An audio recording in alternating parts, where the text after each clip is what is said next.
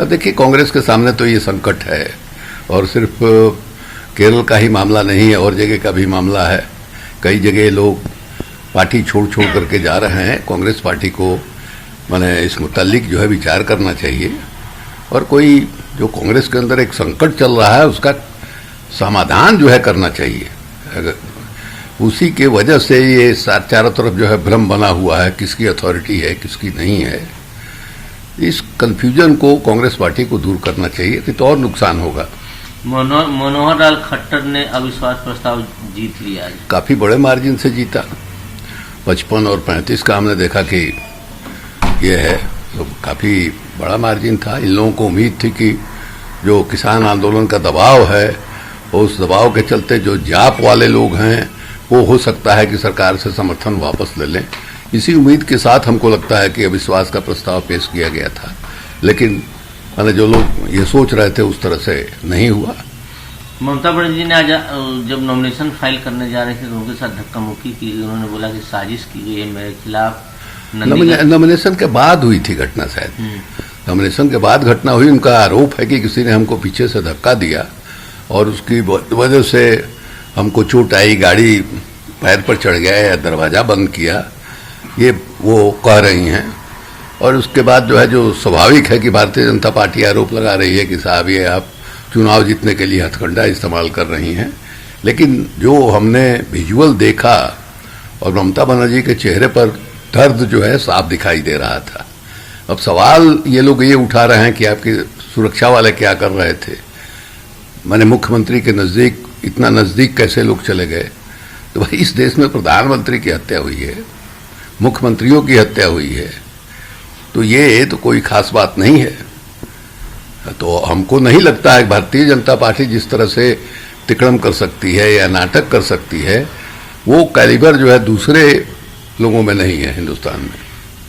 ये शुभेंदु अधिकारी कह रहे हैं कि ममता बनर्जी जो अल्लाह अल्लाह जप रही हैं उसको बंद कर देना चाहिए, उनके जवान तो हिंदू धर्म तो ले जा रहे हैं वही लोग। ये जिसने तो चंडी पाठ भी किया, तो चंडी पाठ वो भूल गए, और चंडी पाठ के बाद शाम में वो मजार पर चादर चढ़ाने का ही वो उनको याद है। तो ले आना चाहते हैं वो चुनाव को, यहीं अल्लाह और श्री राम के बीच में वो चुनाव जो है कराना चाहती हैं। लेकिन ममता बनर्जी जो है वो बताई कि बनर्जी मैंने हम भी ब्राह्मण बिरादरी के हैं, और हमको जो है हिंदू धर्म के बारे में आप लोगों से ज्यादा जानकारी है। और ये बिल्कुल सही बात है।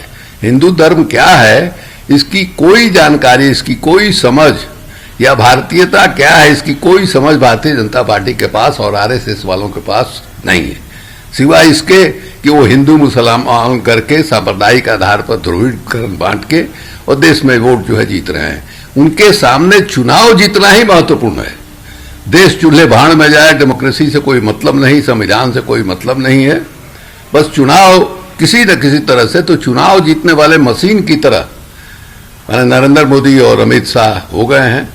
ये दोनों गुजराती मिलकर पूरे हिंदुस्तान पर कब्जा करना चाहते हैं। अधीर रंजन चौधरी कह रहे हैं कि ब्राह्मण बनने का ढोंग कर रही है ममता बनर्जी बीजेपी के डर से। तो पता नहीं, अगर इधर कहीं बनर्जी टाइटल जो है इधर उन्होंने रख लिया हो एफिडेविट करा के, तो उसके बारे में हमको जानकारी नहीं है।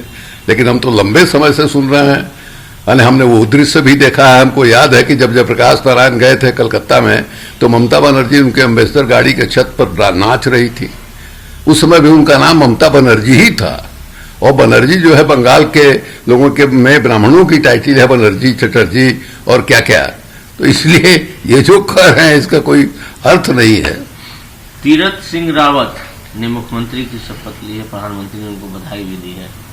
तब तक यही प्रधानमंत्री बने। वहां जो संकट था, उस संकट की वजह से पुराने मुख्यमंत्री को हटाया गया इन लोगों को, और हमारी जो जानकारी है उसके आधार पर वो मतलब और भी मुख्यमंत्री हटाए जाएंगे, क्योंकि इसके पहले 2 बार ये लोग धक्का खा चुके हैं। मैंने रघुवर दास जो झारखंड के मुख्यमंत्री थे, उनके खिलाफ काफी मैंने वहां रोष था, एकदम नकारात्मक मैंने उनके बारे में सारी रिपोर्ट आ रही थी, लेकिन लोगों ने लड़वा दिया। नतीजा हुआ कि बीजेपी वहां बाहर चली गई। वही मनोहर लाल खट्टर के साथ हो गया, बहुमत तो उनको मिला नहीं। ये तो जाप के समर्थन से उनकी सरकार बन गई। तो बहुत संभावना इस बात की है कि विधानसभा आगे जिन जिन राज्यों में होगा जहां भारतीय जनता पार्टी की सरकार है, वहां मुख्यमंत्रियों को बदला जा सकता है। अरविंद केजरीवाल ने घोषणा की है कि जो सीनियर सिटीजन है उनको अयोध्या वो फ्री में दर्शन कराएंगे, फॉलो करते हैं रामराज का 10 प्रिंसिपल। ना ठीक है, आजकल तो यही सब हो ही रहा है राजनीति में। कोई अयोध्या का दर्शन करा रहा है, कोई राम का दर्शन करा रहा है, कोई चारों धाम करा रहा है। और देश जहां था 1000-1500 बरस पहले वहीं लोग रखना चाहते हैं। उसी तरह का अंधविश्वास डॉक्टर लोहिया ने कहा था कि लोग जो यूरोप के लोग यानी आसमान का, ग्रहों का पता लगा रहे थे उसकी ये किस ढंग से फंक्शन करता है, और हमारे यहाँ लोग देख रहे थे कि गर्भ में जो बच्चा है वो नर है कि मादा है, इसका पता लगा रहे थे। ये बदरुद्दीन अजमल ने कहा है कि वीडियो जो उनके खिलाफ चल रहा है वो 100% झूठा है। टीवी वाले अपनी रेटिंग के लिए ऐसा फेक वीडियो चला रहे हैं उसका। हमको कोई जानकारी नहीं है, न वीडियो हमने देखा है, न उसके बारे में हमको कोई जानकारी है। देवेंद्र फडणवीस ने प्रिविलेज नोटिस मूव किया है महाराष्ट्र के होम मिनिस्टर के खिलाफ। मैंने किस सवाल पर? एक मामला आया था जिसमें ये बात कही जा रही थी कि जो पिछले दिनों मुकेश अंबानी के घर के पास कुछ मिला था, उसको लेकर जो बयान गृह मंत्री ने दिया था उससे वो संतुष्ट नहीं था। वो तो उनके मुकेश अंबानी के घर से मैंने 1.5 किलोमीटर दूर पर एक गाड़ी मिली थी जिसमें मैंने विस्फोटक सामग्री था, जिलेटिन कहलाता है, वो मिला था। और जिनकी गाड़ी थी या जिनके पास वो गाड़ी थी उनकी लाश मिली। अब इन लोगों का कहना है, मैंने भारतीय जनता पार्टी का आरोप है कि जिनकी लाश मिली है, जिनकी गाड़ी थी, उनकी पत्नी का कहना है कि उसके 3 दिन पहले से जो पुलिस वाला है उनके पीछे लगा हुआ था, और उन्होंने आशंका जाहिर की है कि वो हत्या कर सकता है। उस पर वो लोग कह रहे हैं गिरफ्तार करो, ये मांग उठी थी।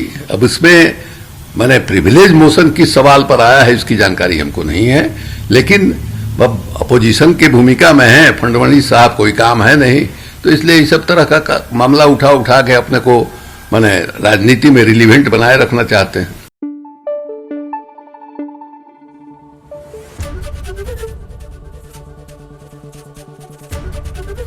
एबीपी न्यूज आपको रखे आगे।